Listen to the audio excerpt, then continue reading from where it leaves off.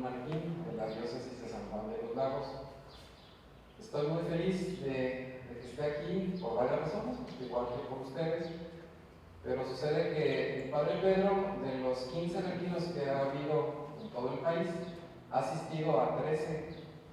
Entonces creo que lleva ahí un récord muy fuerte, muy especial, y Dios pues hoy lo pone a enseñar, a comentar, a compartir lo que le ha dado a su corazón.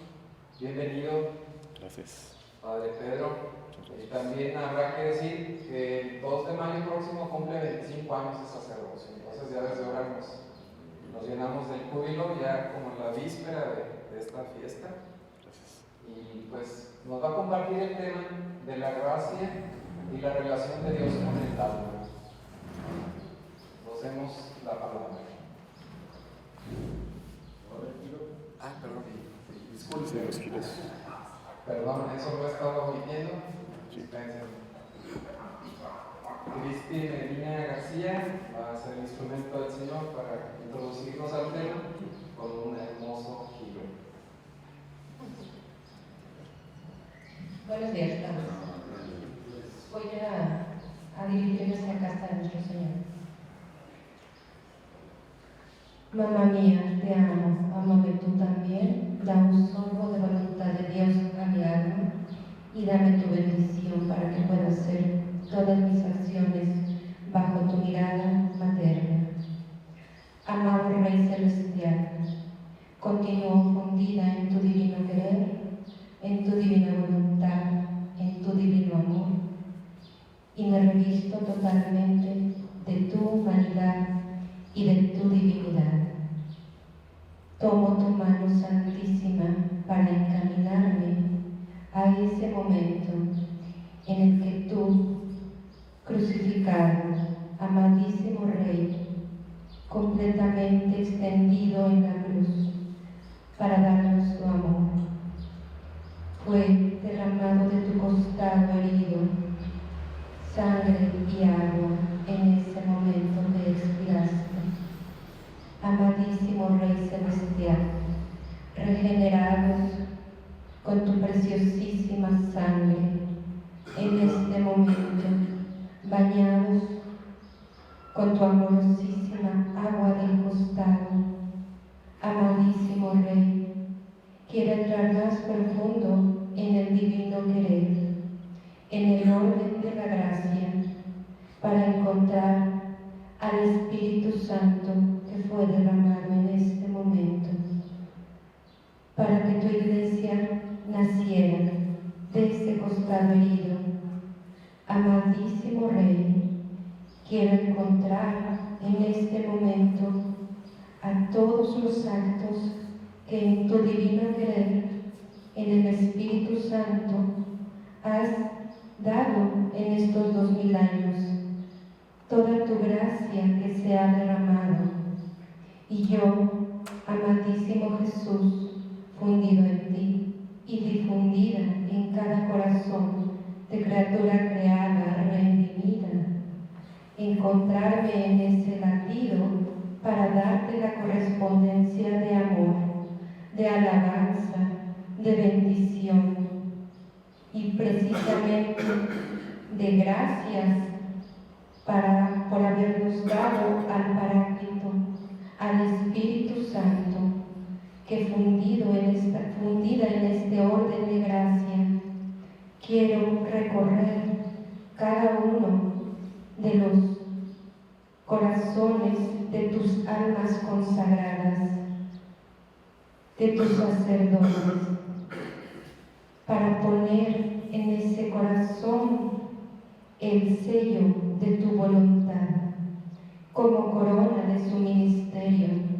como corona de su carisma que ya has dado, para poder regenerar y resucitar en cada alma, en cada carisma que tú ya has derramado, Espíritu Santo, que eres una fuente de luz que suscita todo el tiempo amor, unidad, bendición, misión, carismas, alabanzas. Amadísimo Jesús, juntos los tres, el Padre, el Hijo y el Espíritu Santo, concurriendo en cada sacramento en el que entramos en este orden de gracia para darte, a nombre de todos, una reparación por cada incorrespondencia a la gracia en el sacramento de la penitencia. Pido perdón y reparo tu corazón santísimo y cada gemido inenarrable que el Espíritu Santo tiene en cada corazón por la incorrespondencia. Quiero, en nombre de todos, corresponderte con amor, alabanza y bendición. Quiero traer a este giro de amor y de unidad a todos los santos de todos los tiempos en el que el Espíritu Santo ha santificado a cada uno, y decirles y decirte con ellos, con esa alabanza de acto sobrenatural que ya se ha entregado y que han ganado su misión y su vida en el cielo, poner esa corona de amor de tu voluntad divina en cada uno de ellos para aumentar esa gloria que tú ya tienes con ellos en el cielo. Amadísimo Rey Celestial, también llamo a cada uno de nuestros ángeles custodios para allanar esos caminos, para entrar a esos corazones con este regalo de amor que es tu voluntad en el divino querer. Y junto con Mamita María, la Reina del Cielo, esta Madre de bondad que prepara los corazones, que nos da su alimento especial como niños pequeños, amadísimo Rey, junto con Mamita, con todos los santos, con nuestros ángeles custodios, con San Miguel, San Gabriel, San Rafael, nos elevamos en las alas del eterno fiat para encontrar a la Majestad Suprema y postrarnos ante su trono y decirle: gracias, Padre Celestial, por este momento de gracia. Gracias, Padre Celestial, por revelarnos este bendito don. Y pedimos juntos todos, incesantemente, que venga a nosotros tu reino y que se haga tu voluntad en la tierra como se hace en el cielo. Fiat, fiat, fiat.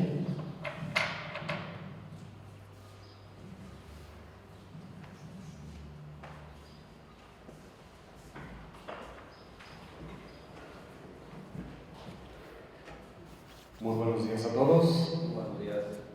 Le decía a Daniel que es más suave estar allá que primera vez que me toca subir a este lugar. Y con gusto voy a compartirles, o vamos a reflexionar juntos este bloque, este tema de la gracia y la relación entre el alma y Dios. Para mí es un tema apasionante. Cuando estaba leyendo esos volúmenes y buscando, pues, meditando esta relación del alma con Dios, me sentí avergonzado delante de Dios. Porque al comparar, o sea, ver mi vida a la luz de estos escritos, digo, estoy en serio, pero voy a comenzar, ¿verdad? Esa es la tarea. Muy bien, una pequeña introducción que encontré, que ¿cuál es la alegría más grande que un alma puede dar a Jesús?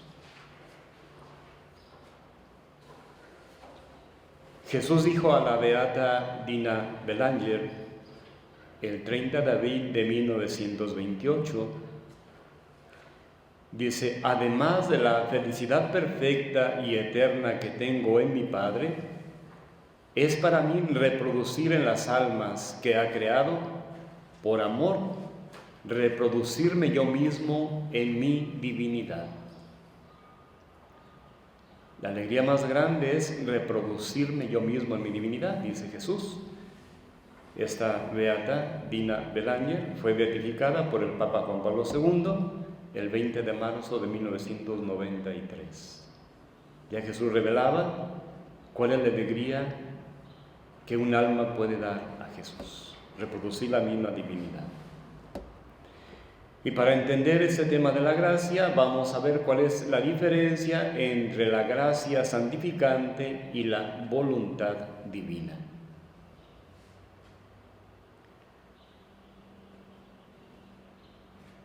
Esta diferencia se puede comparar a la que existe entre la luz producida por el sol y el sol mismo.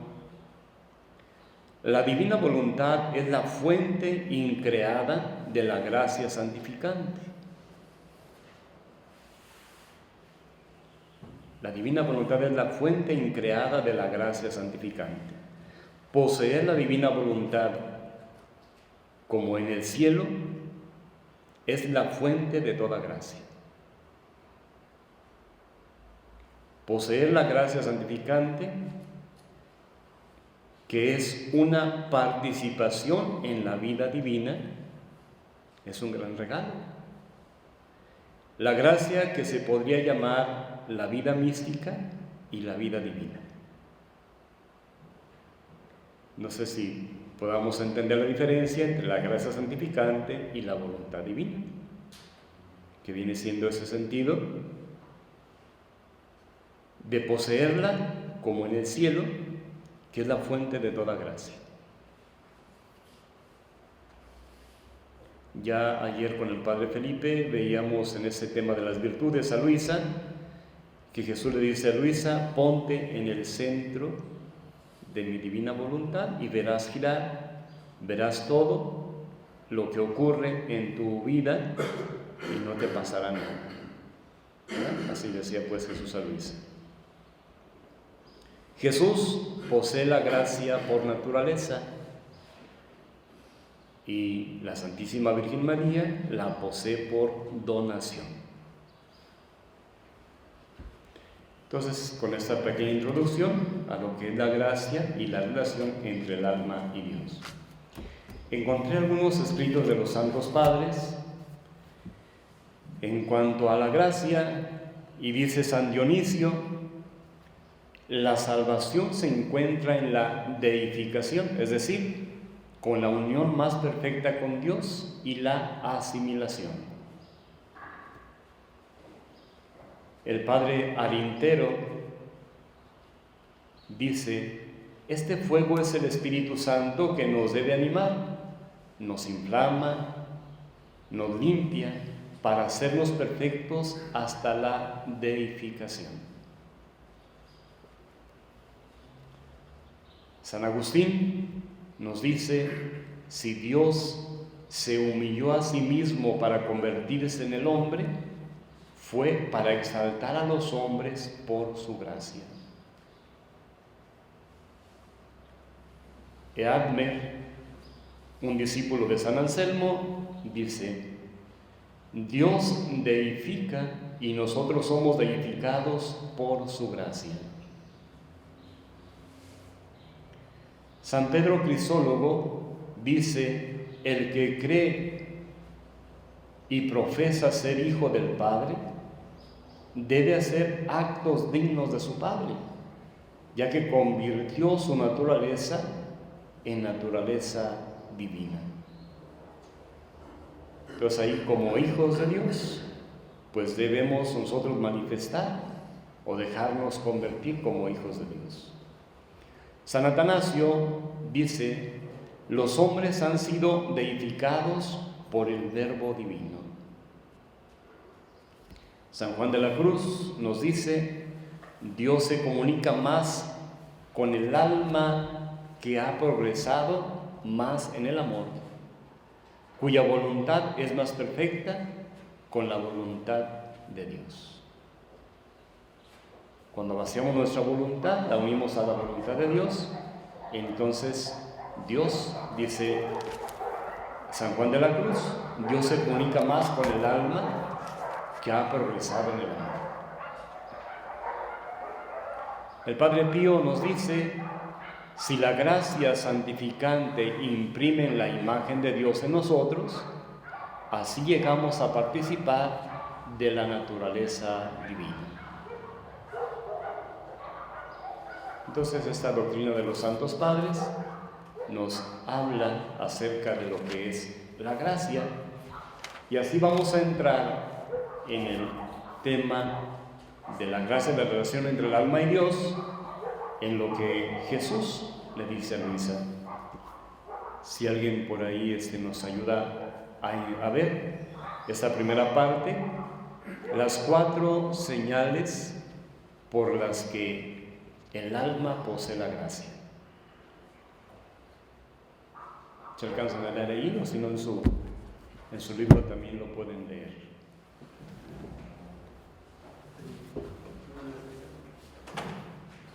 Señales para la profunda. Señales para saber si el alma posee la gracia. Volumen 4, julio 30, 1901. Encontrándome en mi habitual estado, por poco tiempo mi dulcísimo Jesús se ha hecho ver todo fundido en mí y me ha dicho: hija mía, ¿quieres saber cuáles son las señales para conocer si el alma posee mi gracia? Y yo: Señor, ¿cómo le plazca a tu santísima bondad? Entonces él ha proseguido: la primera señal para ver si el alma posee mi gracia es que todo lo que pueda oír o ver en el exterior que pertenece a Dios, en el interior sienta una dulzura, una suavidad toda divina, no comparada a ninguna cosa humana y terrena. Sucede como a una madre que aún al respiro, a la voz, conoce al parto de sus vísceras en la persona de un hijo y se regocija de alegría, o como a 2 íntimas amigas que conversando manifiestan recíprocamente los mismos sentimientos, inclinaciones, alegrías, aflicciones, y encontrando esculpidas una en la otra sus mismas cosas, sienten placer, gozo, y se toman tanto amor que no saben separarse. Así la gracia interna que reside en el alma, al ver exteriormente el parto de sus mismas entrañas, o sea, al hallarse de aquellas mismas cosas que forman su esencia, se acopla y hace sentir en el alma tal alegría y dulzura que no se sabe expresar. ¿Sí? 5. La segunda señal es que al hablar del alma que posee la gracia es pacífico y tiene virtud de arrojar en los demás la paz, tanto que las mismas cosas dichas por quien no posee la gracia no producen ninguna impresión y ninguna paz, mientras que dichas por quien posee la gracia obran maravillosamente y restituyen la paz a las almas. Además, hija mía, la gracia despoja al alma de todo y de la humanidad hace un velo para estar cubierta, de modo que roto este velo se encuentra el paraíso en el alma de quien la posee.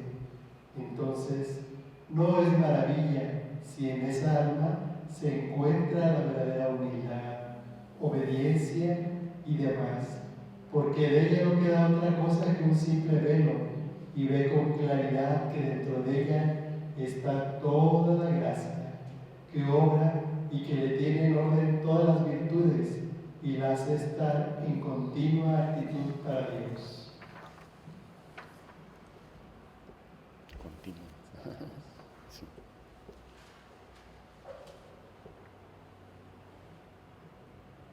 No, ahí termina. Sí, ya es otro punto. Gracias. Bien, entonces yo decía que eran 4, perdón, son 3. Son 3 las señales por las que el alma posee la gracia. Así recapitulando, haciéndolo más breve, la primera es que en todo lo que pueda oír o ver en el exterior, que pertenece a Dios, lo asimila, lo hace propio en el interior y siente esa dulzura, suavidad, de toda divina, que no se compara a ninguna cosa humana y terrena. En la primera señal, Jesús le hace ver a Luisa cómo una madre sabe reconocer a un hijo, ¿no? Por el respiro, por los pasos, por muchos sentidos. Recuerdo cuando era director allí del colegio, en la parroquia, que de repente los niños dejaban los suéteres ahí abandonados, perdidos, y yo preguntaba a los niños, ¿de quién es este suéter? Y no lo identificaban. Llegaba la mamá y olía el suéter, este es el de mi hijo. O sea, lo identificaba por el olor. Sí, se me hacía muy curioso. Entonces ya a la otra vez, pues decía mamá, reconozcan el suéter de su hijo, ¿no? En el olor del suéter, nada más identificaban cuál era el suéter de su hijo. La primera señal para saber que el alma está en gracia es que conoce, absorbe, huele, siente todo lo que es de Dios y lo siente dulzura, suavidad de todo divino, ¿verdad? Bien. La segunda señal es el andar del alma que posee la gracia es pacífico, no es violento, no hace guerra y tiene virtud de arrojar en los demás la paz, no el coraje, no el veneno, no la venganza, no la discordia, ¿no? La segunda señal es cuando el alma que posee esa gracia es pacificante, vierte la paz en los demás. La tercera señal dice: la gracia despoja al alma de toda la humanidad, hace un velo para estar cubierta, de modo que roto ese velo se encuentra en el paraíso, en el alma de quien la posee. El dar el paso en la tercera señal de que el alma posee la gracia es romper ese velo del encuentro con Dios, del encuentro con la divinidad. Bien.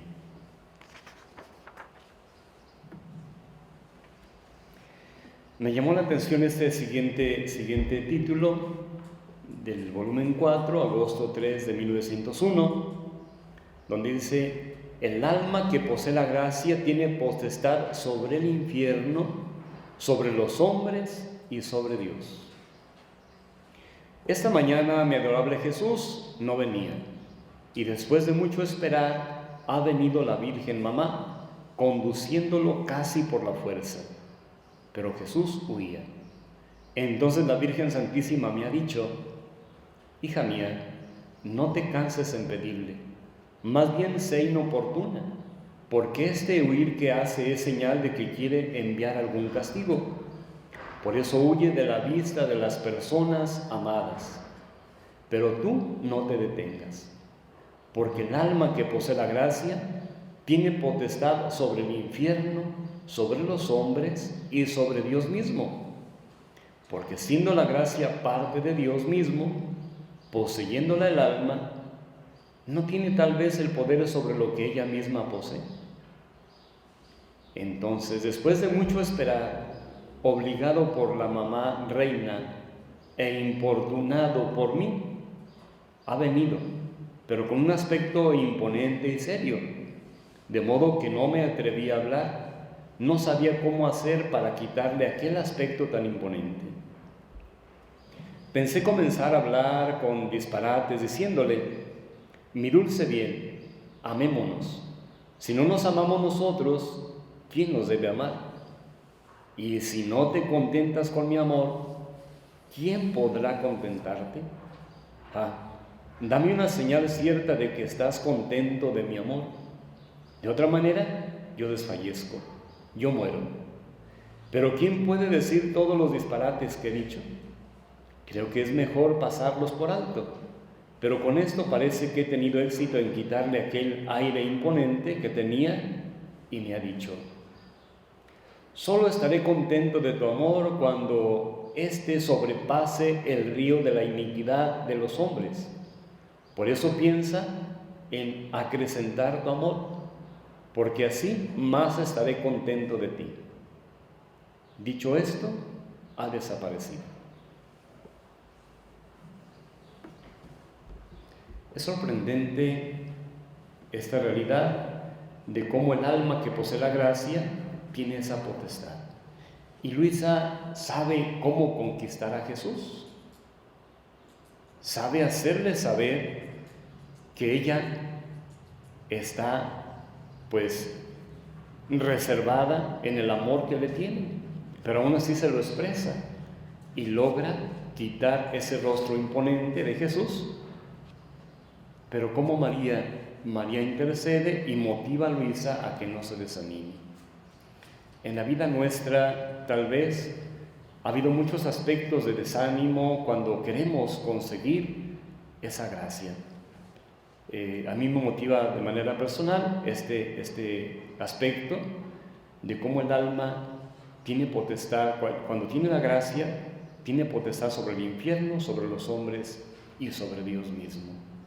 Así Luisa logra conquistar, logra hacer ver que es más dulce el amor que lo que Jesús puede hacer en contra de la humanidad. Bien, ¿quién nos hace el favor de leer la siguiente cita?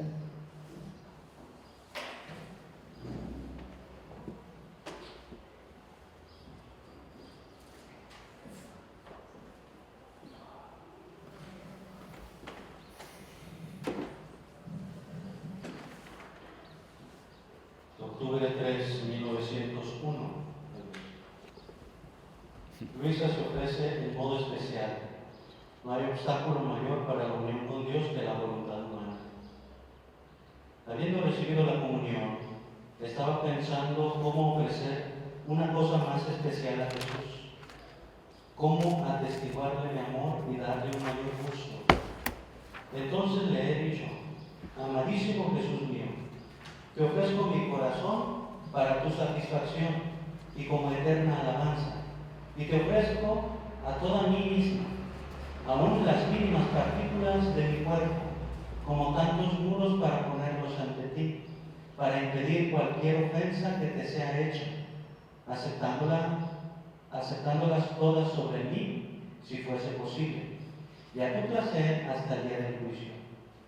Y porque quiero que mi ofrecimiento sea completo y te satisfaga por todos, tengo intención de que todas las penas que sufriré al recibir sobre mí las ofensas, te recompensen de toda aquella gloria que te debían dar los santos que están en el cielo cuando estaban en la tierra, aquella que te debían dar las almas del purgatorio y aquella gloria que te debían dar todos los hombres pasados, presentes y futuros. Te la ofrezco por todos en general y por cada uno en particular. En cuanto he terminado de decir esto, el bendito Jesús, todo conmovido por tal ofrecimiento, me ha dicho: amada mía, tú misma no puedes entender el gran contento que me has dado con el ofrecerte de este modo. Me has curado todas mis heridas y me has dado una satisfacción por todas las ofensas pasadas, presentes y futuras.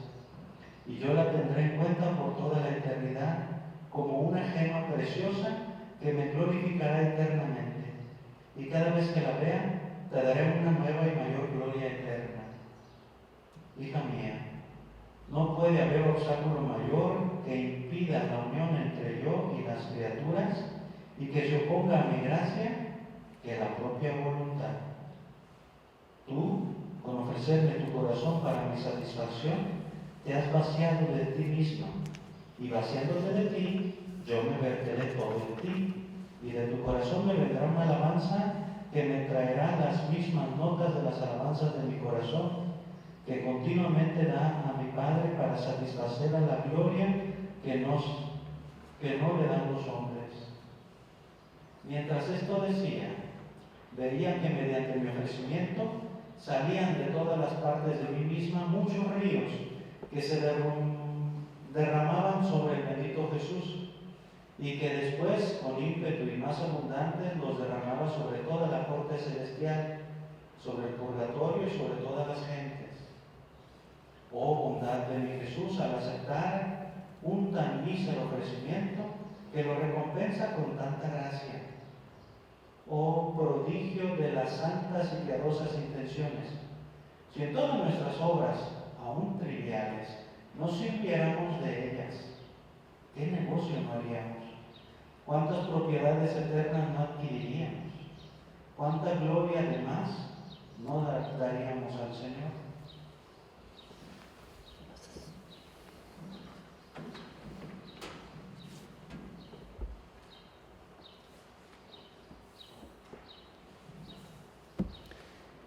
En torno a la gracia, nos dice en este apartado que no hay mayor obstáculo que impida la unión entre la criatura o el alma y Dios que se oponga a mi gracia que la propia voluntad.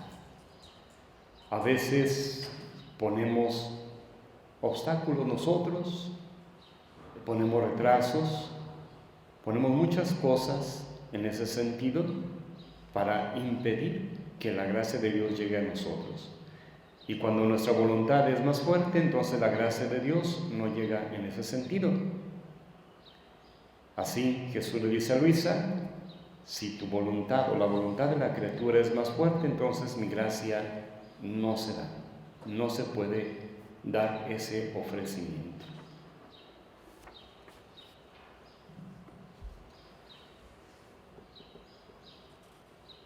Continuando en esta misma relación, dice, cuando el alma obra unida con Jesús, sus actos tienen los mismos efectos del obrar de Él. Y aquí viene el valor de la intención, cosa que me llamó mucho la atención también, cómo a veces, por pequeña que sea nuestra intención, puede dar mucho beneficio. Volumen 4, octubre 8 de 1901. Esta mañana he padecido mucho por esperar a mi adorable Jesús, pero mientras lo esperaba, hacía cuanto más podía por unir todo lo que estaba haciendo en mi interior con el interior de nuestro Señor, intentando darle toda aquella gloria y reparación que le daba su humanidad santísima.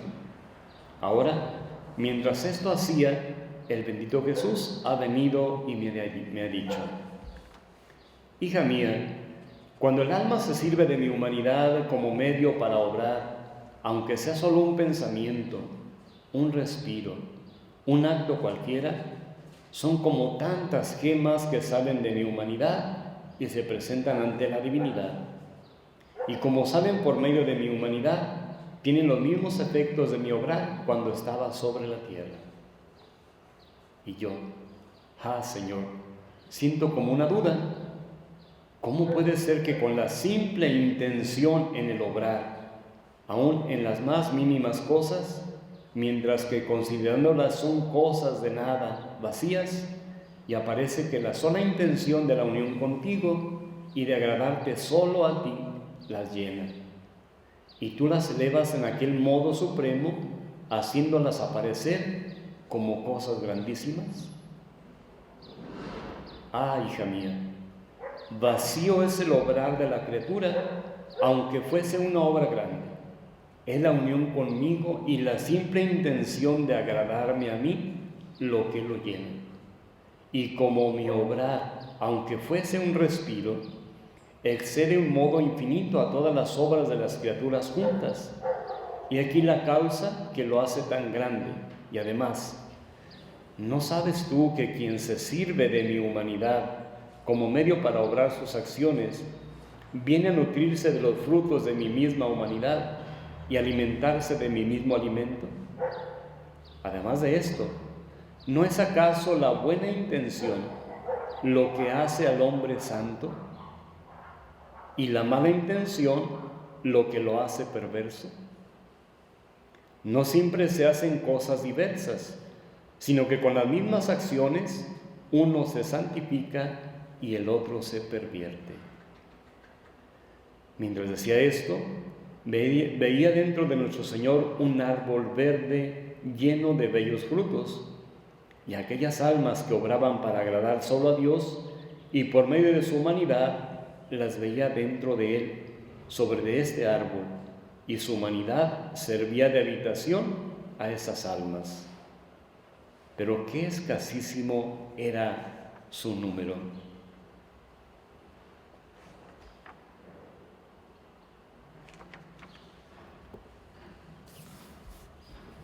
Interesante este aspecto de la intención.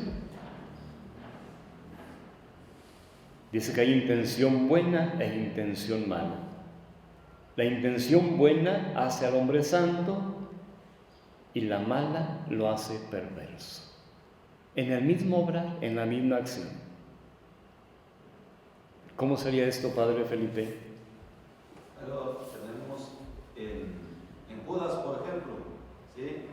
Le está dando un beso a nuestro Señor, y muchas veces nosotros entendemos que un beso a una persona es muestra de amor, y Judas, al acercarse a nuestro Señor, les dijo: al que yo bese, ese es, lo toman preso. Entonces ahí está una misma acción externa, pero con una intención Perversa. Bien.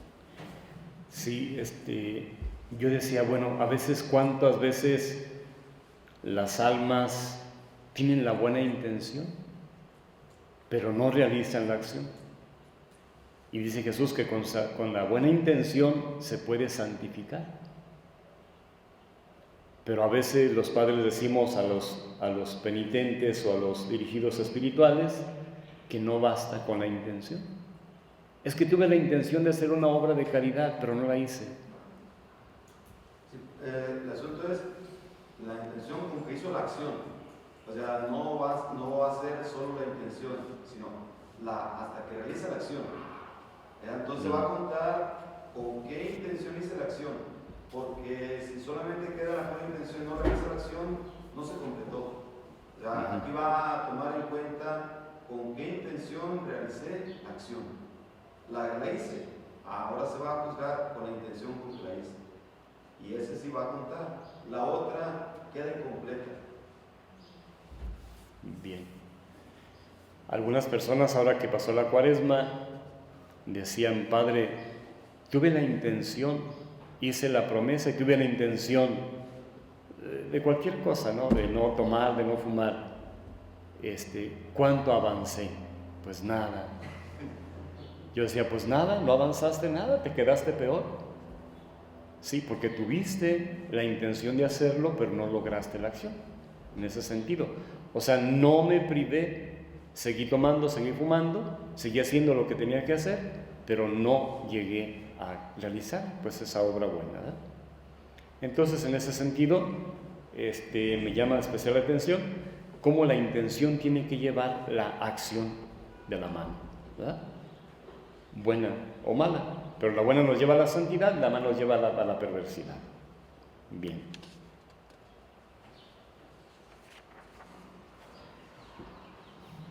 ¿Alguien gusta leer el siguiente texto?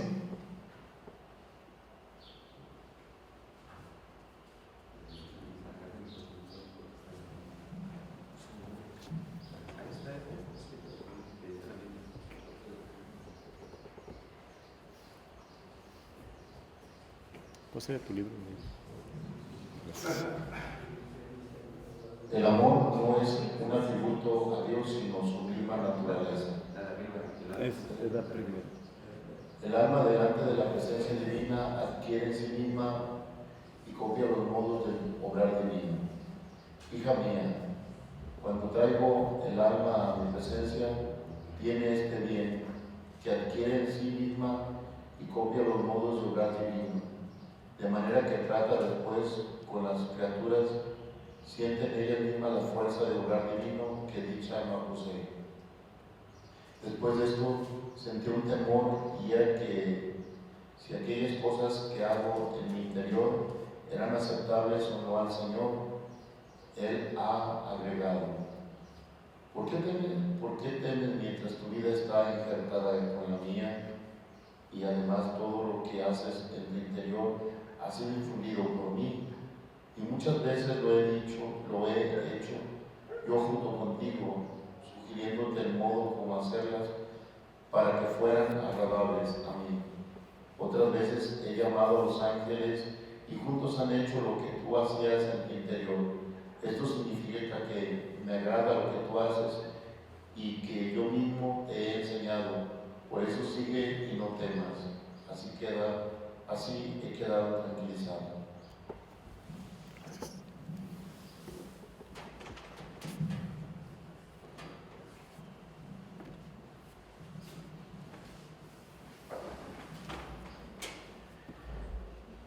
En ese sentido, cuando Jesús dice, cuando traigo el alma a mi presencia, tiene este bien, que adquiere en sí misma y copia los modos de obrar divino.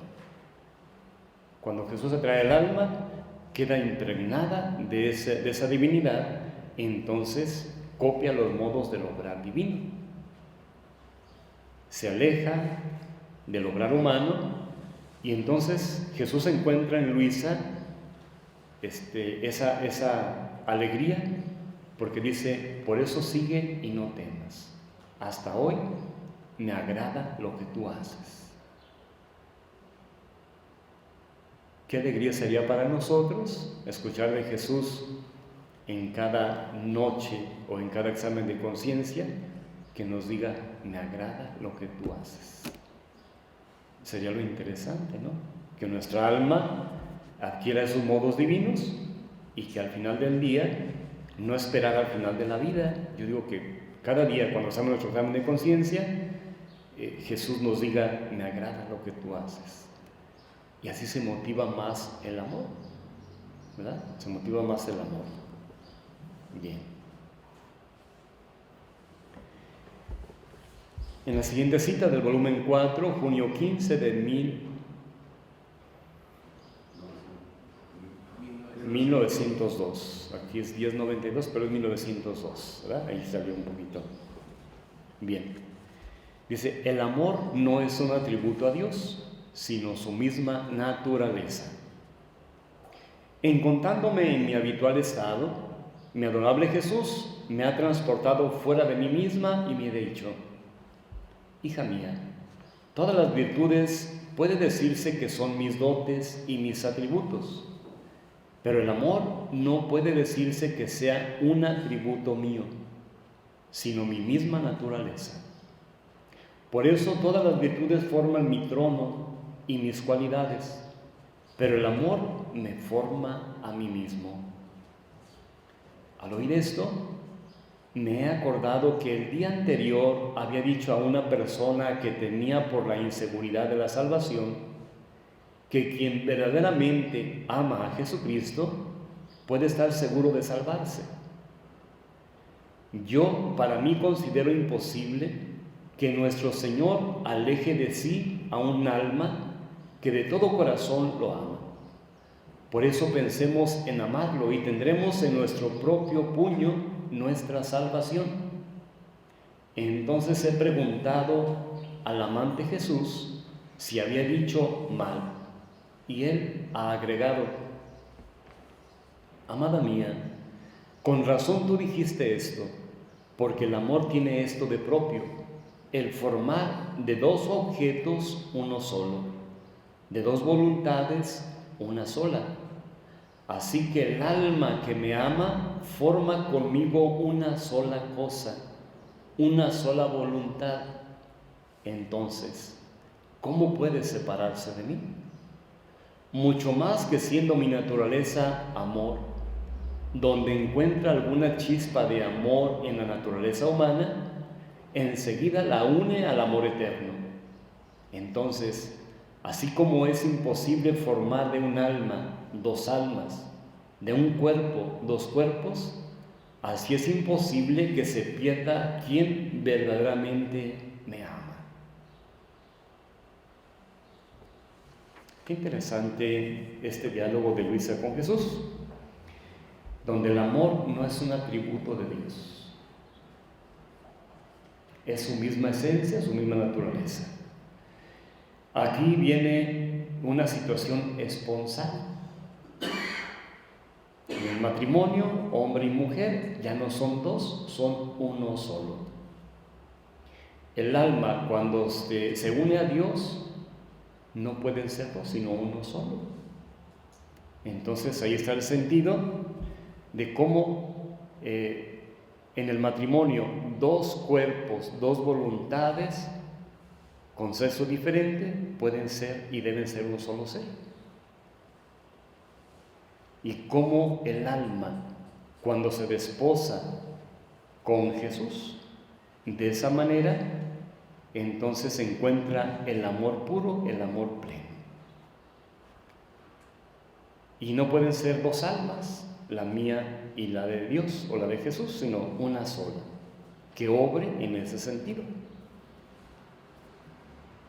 No sé aquí, los que están casados, cómo les llega este mensaje de esta lectura, donde son dos, un solo ser, dos voluntades en una sola. Y así en el caminar de la vida, como sacerdotes también tenemos que unir nuestra alma a Dios para ser una sola. Por eso les decía al principio que cuando me puse a reflexionar, a meditar estos temas, pues me encuentro en cero.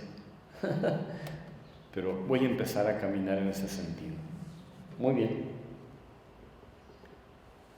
¿Quién gusta leer el siguiente texto? Dice: el alma en gracia enamora a Dios.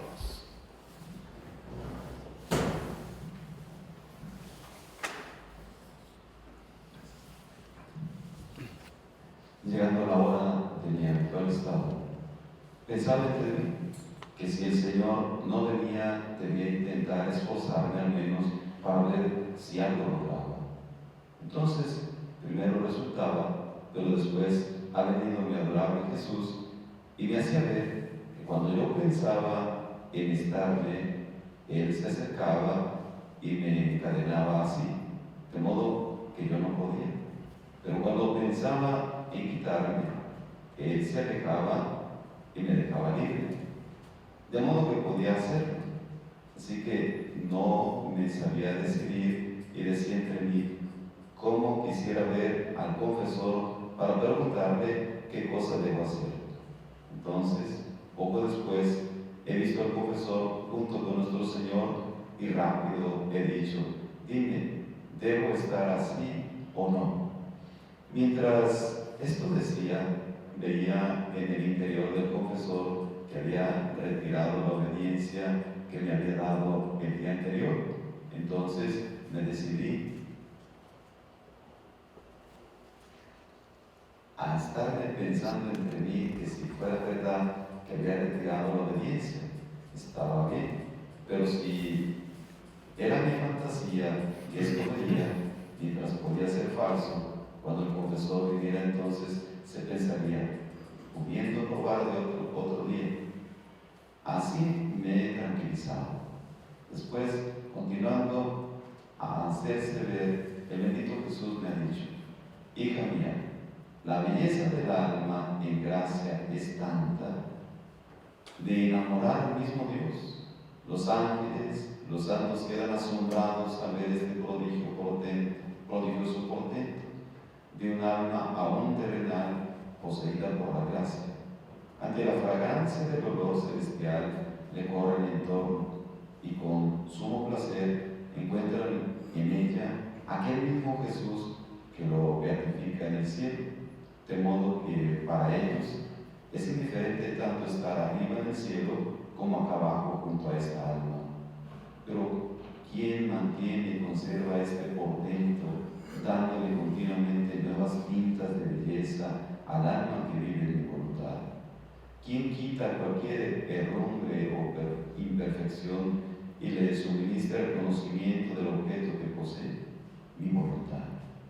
¿Quién consolida,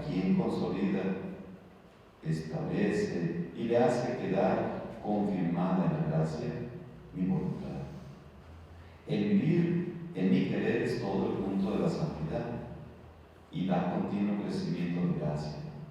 Pero quien un día hace mi voluntad y otro la suya, jamás quedará confirmado en la gracia.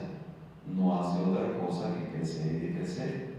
Y esto cuánto mal acarrea al alma, de cuánta alegría priva a Dios y a sí misma. Es imagen de quien hoy es rica y mañana pobre. No quedará confirmada ni en la riqueza ni en la pobreza. Por lo tanto, no se puede saber dónde va a terminar. Dicho esto, ha desaparecido. Poco después ha venido el confesor y, habiendo dicho lo que he escrito, me ha asegurado que verdaderamente había retirado la obediencia que me había dado. Para obedecer al confesor, regresó a decir los otros significados que comprendí el día 24 del corriente. La mujer representaba a la iglesia que, estando enferma, no en sí misma sino en sus miembros, y si bien abatida y ultrajada por los enemigos y enferma en sus mismos miembros, jamás pierde su majestad y veneración.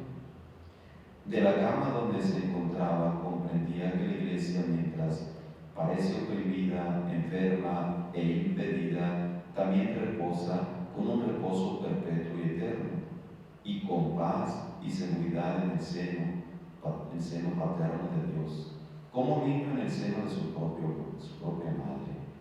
El respaldo del lecho que tocaba el techo comprendía que era la protección divina que asiste siempre a la iglesia, y que todo lo que ella contiene, todo ha venido del cielo, sacramentos, doctrina y todo lo demás, todo es celestial, santo y puro, de modo que entre el cielo y la iglesia hay continua comunicación, jamás interrumpida. Que los pocos religiosos que presentaban cuidados, asistencia a la mujer, comprendían que pocos son aquellos que a capa de espada defienden a la iglesia, teniendo como propios los males que reciben.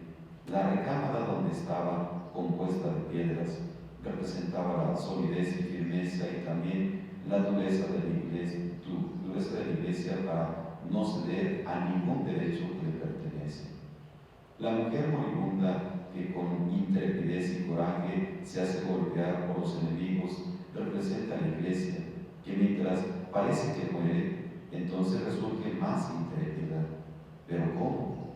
Con los sufrimientos y el derramamiento de sangre del verdadero espíritu de la iglesia, siempre pronta a las mortificaciones, como lo estuvo Jesucristo.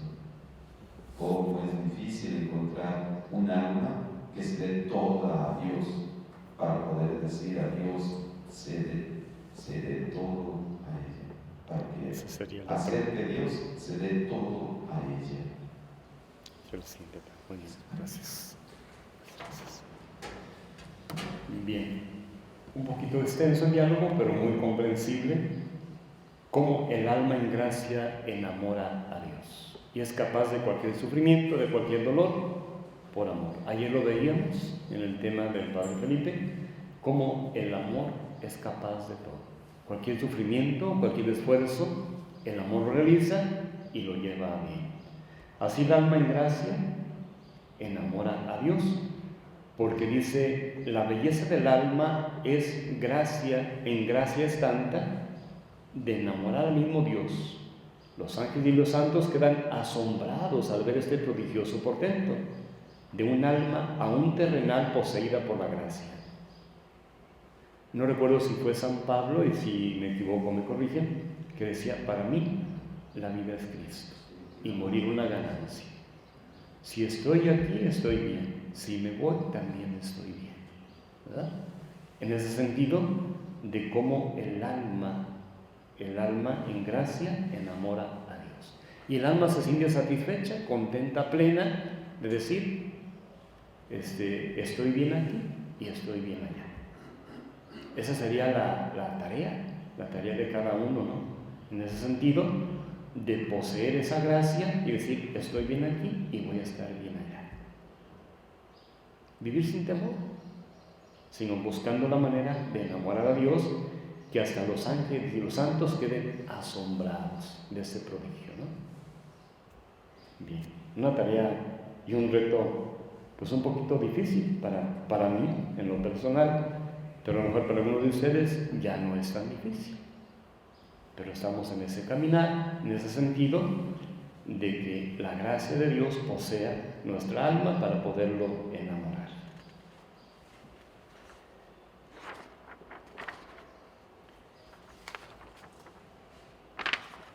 Bien. ¿Cómo es difícil encontrar un alma que se dé toda a Dios para poder hacer que Dios se dé todo a ella? Lo encontramos en el volumen 6, en febrero 7 de 1904. He pasado todo el mes pasado muy sufriente, por eso he descuidado el escribir y continuaba sintiéndome muy débil y sufriente. Me viene frecuentemente un temor, porque no es que no pueda escribir, sino que no quiero. Y por excusa digo que no puedo. Es verdad que siento mucha repugnancia y debo hacer un gran esfuerzo para escribir. Y solo la obediencia podía vencerme. Por lo cual, para quitar cualquier duda, me he decidido a no escribir todo, sino solo algunas palabras que recuerdo, para ver si verdaderamente puedo o no puedo. Recuerdo que un día, sintiéndome mal, me dijo: hija mía, ¿qué será si cesa la música en el mundo? Y yo: Señor, ¿qué música puede cesar? Y el agregado: tu música, amada mía, porque cuando el alma sufre por mí, ruega, repara, alaba, agradece continuamente. Es una continua música en mi oído y me quita de sentir la iniquidad de la tierra y por lo tanto de castigar como conviene. Y no solo eso, sino que es música en las mentes humanas y las aleja de hacer cosas peores. Entonces, si yo te llevo, no cesará la música. Para mí es nada, porque no será otra cosa que transportarla de la tierra al cielo, y en vez de tenerla en la tierra, la tendré en el cielo. Pero el mundo, ¿cómo hará? Entonces yo pensaba para mí, estos son los acostumbrados pretextos para no llevarme. Hay tantas almas buenas en el mundo y que tanto hacen por Dios, y que yo entre todas ellas no ocupo sino tal vez el último lugar. Sin embargo, dice que si me lleva cesará la música. Hay tantas que se le hacen mejor. Mientras esto pensaba, como un rayo ha venido y me ha agregado: hija mía, esto que dices es verdad, que hay muchas almas buenas y que mucho hacen por mí, pero cómo es difícil encontrar una que me dé todo para poderme dar todo. Quien se retiene un poco de amor propio, quien la propia estima, quien un afecto incluso a personas aún santas, quien una pequeña vanidad, quien se retiene un poco de apego a la tierra, quien al interés, en suma, quien a una cosita y quien a otra. Todos retienen alguna cosa de propio y eso impide que todo sea divino en ellos.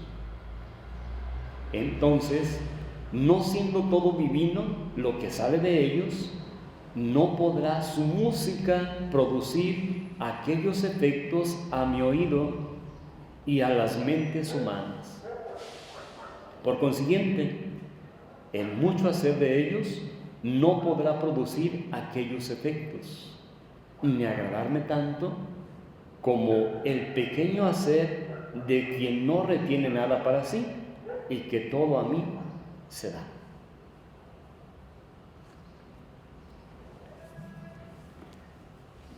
Luisa es muy sagaz en ese sentido de cómo ella entorpece el caminar de la gracia para entonces hacerse notar y hacer que Jesús le hable y la enamore. ¿Cómo hacer que un alma se vacíe de todo? Y Luisa está un poquito celosa, así lo veo yo, porque dice: hay tantas almas buenas que te dan todo, yo soy como la última, ¿verdad? Así como que no te merezco, o no te agrado, o esta situación. Si hace un momento escuchábamos que Jesús decía: me agrada todo lo que haces, y entonces Luisa aquí dice: no. Pero a Jesús le agrada esa música. No habla de un instrumento, de una armonía, sino dice: el alma que sufre por mí ruega, repara, alaba, agradece continuamente. Es una música a mi oído, ¿sí? Entonces ahí tenemos la tarea de cómo nosotros debemos no cesar esa música, rogando, reparando, alabando, agradeciendo, que es lo que a Jesús le gusta oír, y la mente está ocupada en esas cosas de Dios, ¿verdad? Decía la Madre Teresa de Calcuta: hay que amar hasta que duela, y cuando duela hay que amar más, ¿sí? Sigue rogando a Dios: Padre, ya me cansé de pedirle a Dios. Sigue orando a Dios. Es la música que le agrada a Dios. Ruega, repara, alaba y agradece. Son esos 4 aspectos de la oración de la vida cristiana, ¿sí?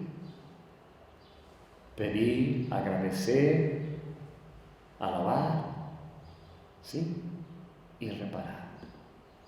No es otra cosa más que los 4 sentidos de la oración cristiana. Entonces, esos aspectos nos ayudan a entender que debemos estar en continua música hacia Dios, ¿verdad?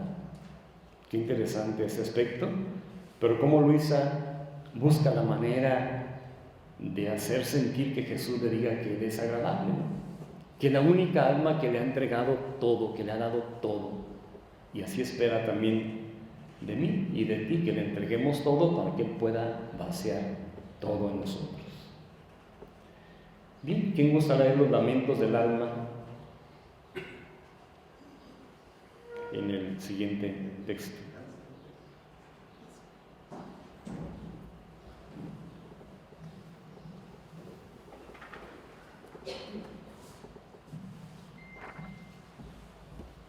Había olvidado decir, cuando estoy por escribir, que ahora por obediencia lo digo, si bien no son cosas ciertas, sino dudas, porque faltaba la presencia de nuestro Señor.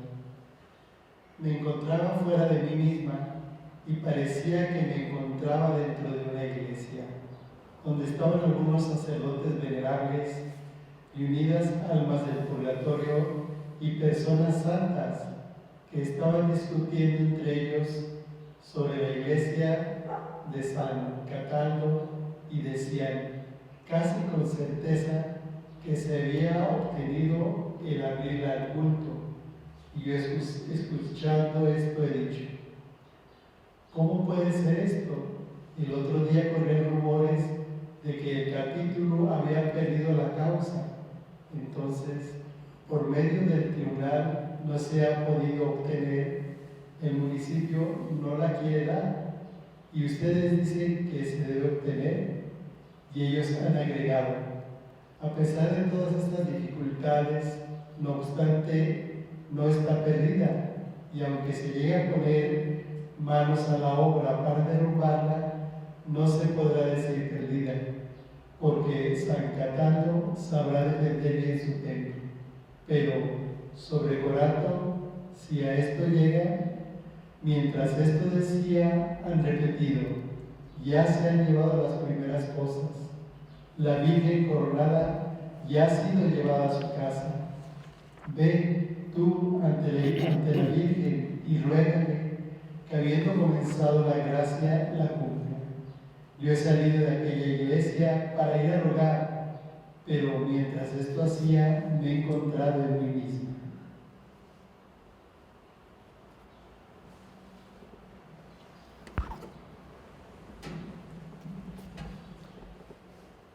van a decir, y este texto que nos dice en cuanto a la gracia y la unión del alma con Dios. Este texto nos habla más del apego a las cosas del mundo que de las cosas divinas. En ese sentido, Jesús tranquiliza a Luisa diciéndole que todo se va a realizar conforme a su voluntad. Bien.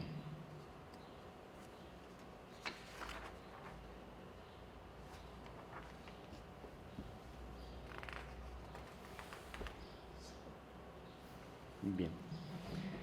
El siguiente texto nos habla pues de cómo el alma debe vivir en lo alto, y quien vive en lo alto no puede ser dañado. Fue el volumen 6, marzo 4 de 1904. Hija mía, tu alma debe tratar de tener el vuelo del águila, es decir, morar en lo alto, sobre todas las cosas bajas de esta tierra, y tan alto que ningún enemigo la pueda dañar, porque quien vive en lo alto puede herir a los enemigos, pero no ser herida. Y no solo debe vivir en lo alto, sino que debe tratar de tener pureza y agudeza de ojos similares a los del águila.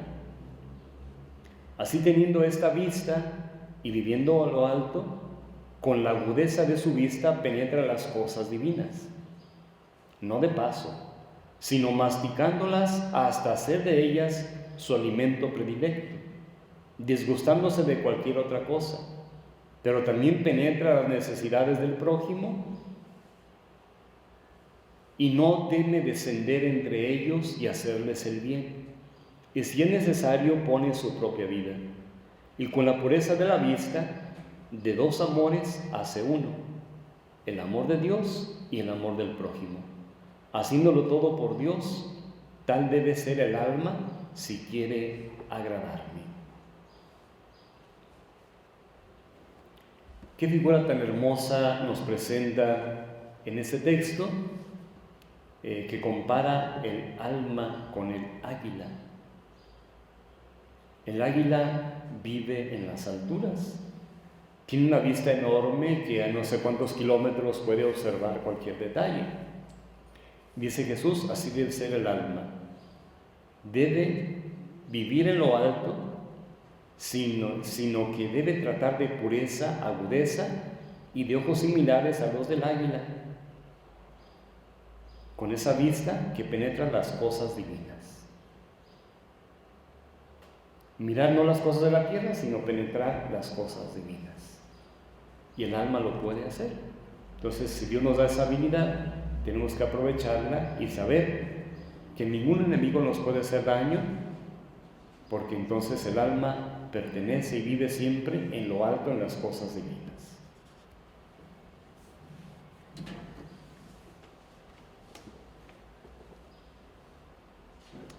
¿Alguien nos ayude a leer el siguiente texto? Muy bien. Ese texto también está muy bonito.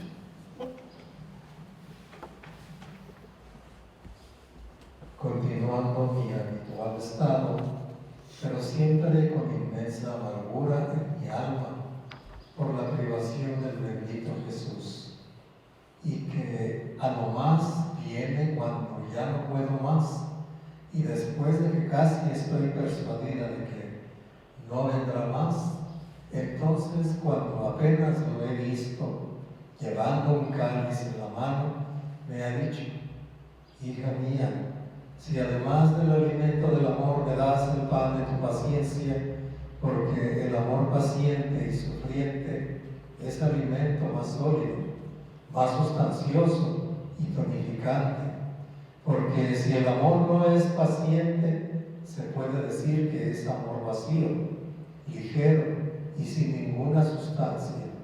Así que se puede decir que faltan las materias necesarias para formar el pan de la paciencia. Por eso, si tú me das este pan, yo te daré el pan dulce de la gracia.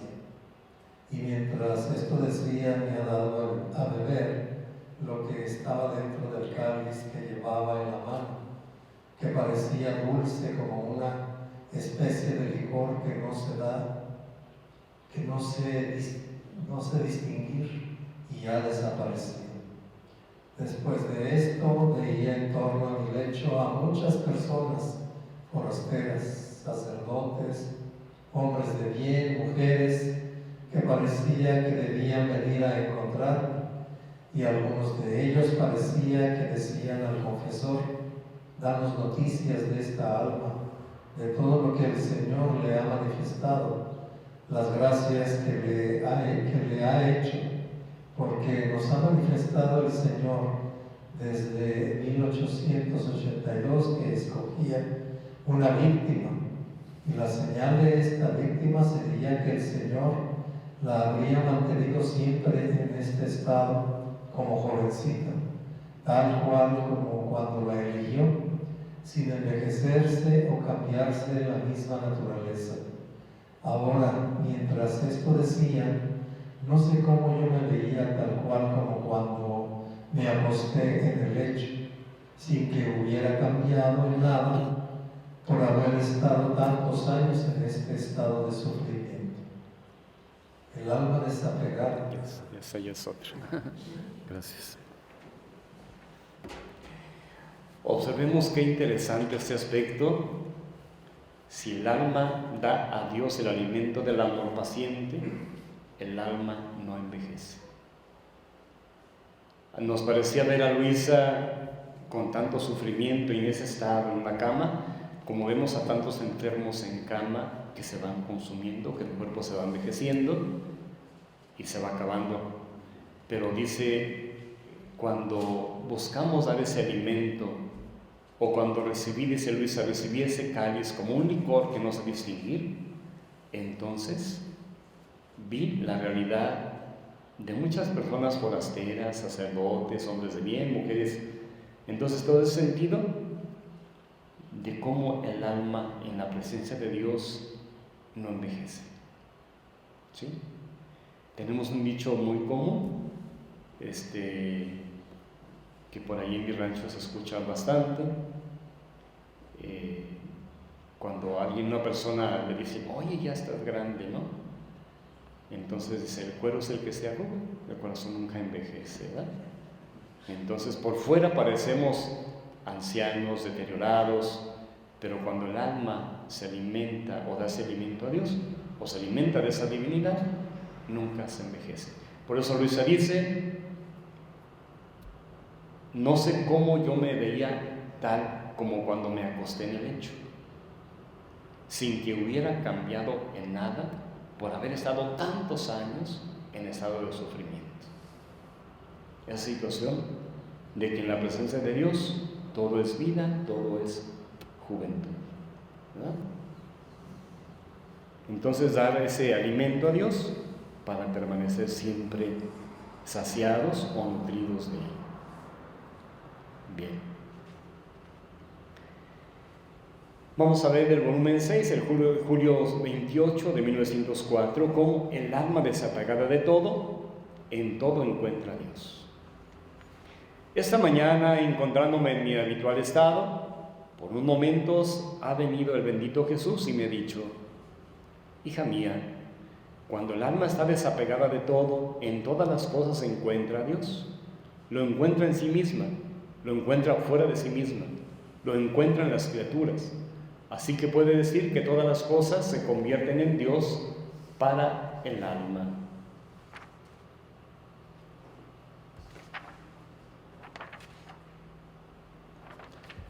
Pero para el alma desapegada de todo, más aún, no solo lo encuentra, sino lo mira, lo siente, lo abraza, y como en todo lo encuentra, así todas las cosas le suministran la ocasión de adorarlo, de implorarlo, de agradecerle, de estrecharse más íntimamente a Él.